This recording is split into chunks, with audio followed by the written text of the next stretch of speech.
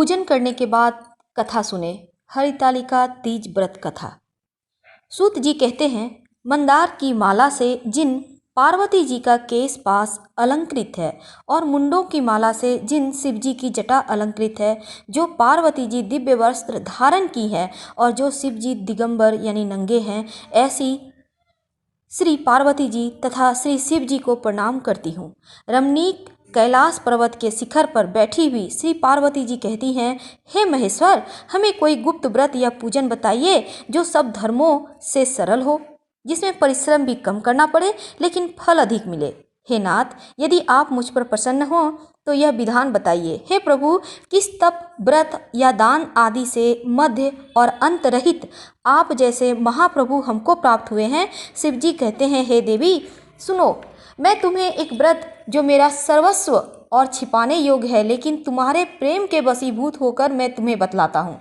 शिव जी कहते हैं, भारतवर्ष में जैसे नक्षत्रों में चंद्रमा, ग्रहों में सूर्य, वर्णों में ब्राह्मण, देवताओं में विष्णु भगवान, नदियों में गंगा, पुराणों में महाभारत, वेदों में सामवेद, इंद्रियों में मन श्रेष्ठ है, सब पुराणों और वेदों का सर्वस्व जिस तरह कहा गया है, मैं तुम्हें एक प्राचीन व्रत बतलाता हूँ।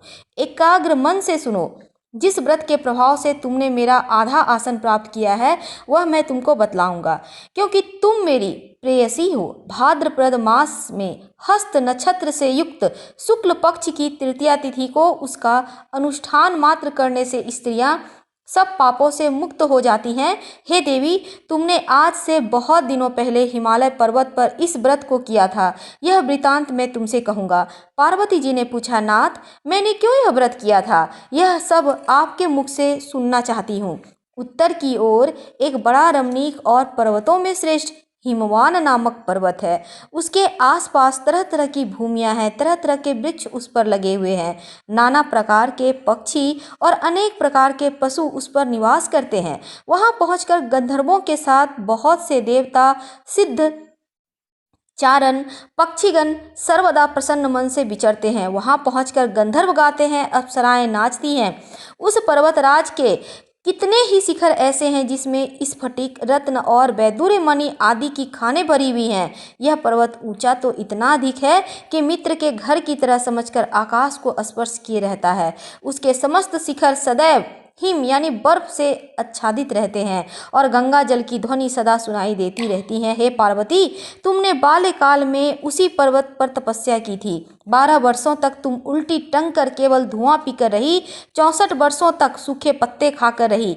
माघ मास में तुम जल में बैठी रहती और बैसाख की दोपहरिया में पंचाग्नि तपती थी। श्रावण महीने में जल बरसता तो तुम भूखी प्यासी रहकर मैदान में बैठी रहती थी। तुम्हारे पिता इस तरह के कष्ट सहन को देखकर बहुत दुखी हुए। वे चिंता में पड़ गए कि मैं अपनी कन्या किसको दूं। उसी समय नारद जी वहां पहुंचे। मुनि श्रेष्ठ नारद जी ने उस समय तुम्हें देखने गए थे।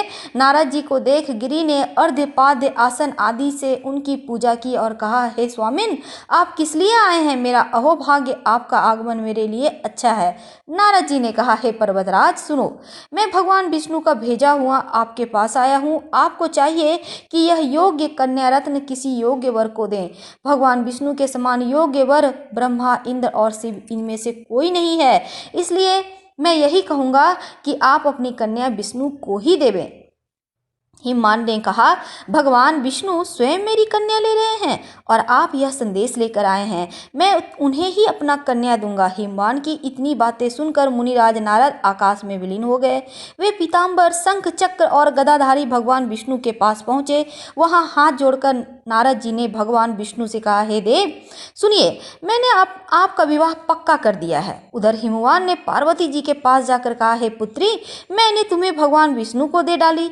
अब पिता की बात सुनकर तुम बिना उत्तर दिए ही अपनी सखी के साथ घर से चली गई। वहीं जमीन पर पड़कर तुम बड़ी दुखी होती हुई विलाप करने लगी। तुमको इस तरह विलाप करती हुई देखकर सखी कहती है, तुम इतनी दुखी क्यों हो? इसका कारण बताओ। तुम्हारी जो कुछ इच्छा होगी मैं यथाशक्ति उसको पूरा करने की चेष्टा करूंगी, इसमें कोई संशय नहीं है। पार्वती बोलती हैं, मेरा जो कुछ अभिलाषा है तुम उसे प्रेम पूर्वक सुनो।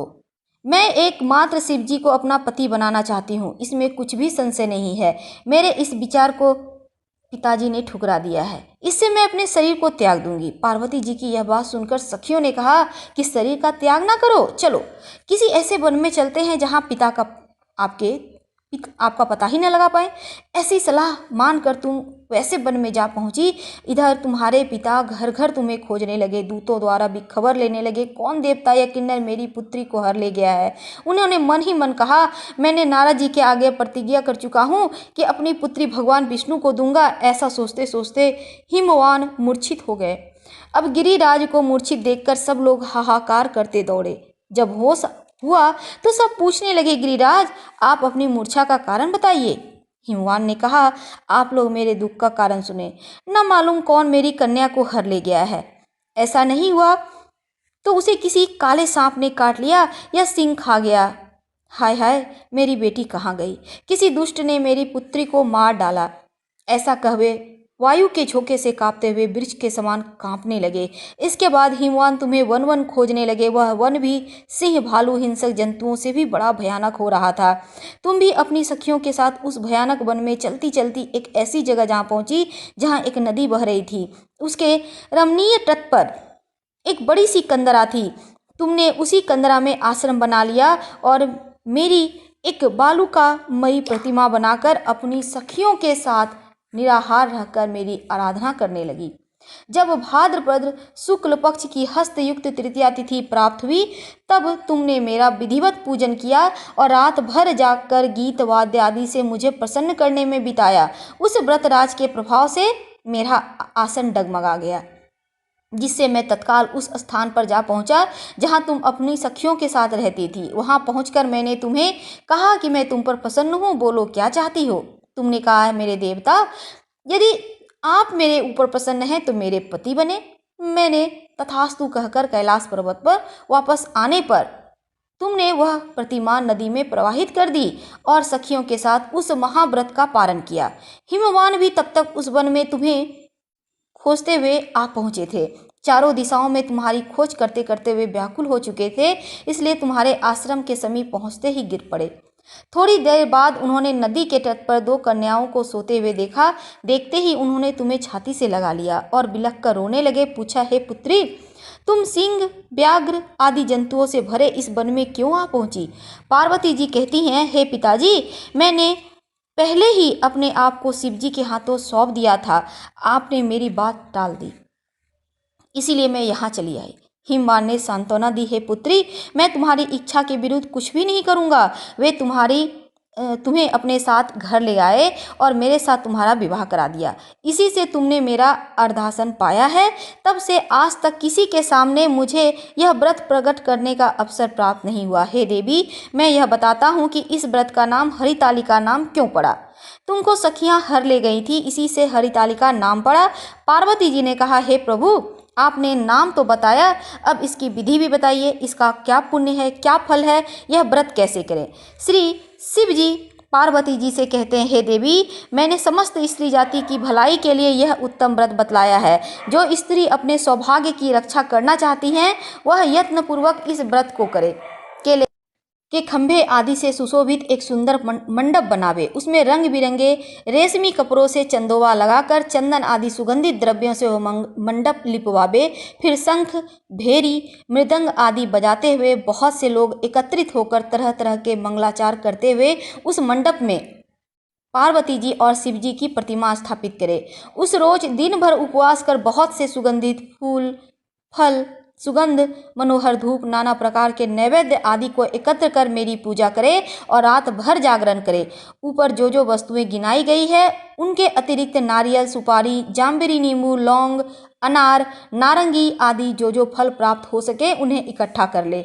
उस ऋतु में जो फल और फूल मिल सके विशेष रूप से रखें। इसके बाद धूप दीप आदि से पूजन कर प्रार्थना करें, हे शिवे, शिव रूपिणी, हे मंगले, सब अर्थों को देने वाली, हे देवी, हे शिव रूपे आपको नमस्कार है। हे शिव रूपे आपको सदा के लिए नमस्कार है। हे ब्रह्म रूपिणी आपको नमस्कार है। हे जगतदात्री आपको नमस्कार है। हे सिंहवानी संसार के भय से भयभीत मुझ दीन की रक्षा करें। इस कामना की पूर्ति के लिए मैंने आपकी पूजा की है। हे पार्वती मुझे राज और सौभाग्य दे, मुझ पर प्रसन्न होवे। इन्हीं मंत्रों से पार्वती जी और शिव जी की पूजा करें। इसके बाद विधि पूर्वक कथा सुने और ब्राह्मणों को वस्त्र गौ स्वर्ण आदि देवे। इस तरह एकचित्त होकर स्त्री पुरुष दोनों एक साथ पूजन करें।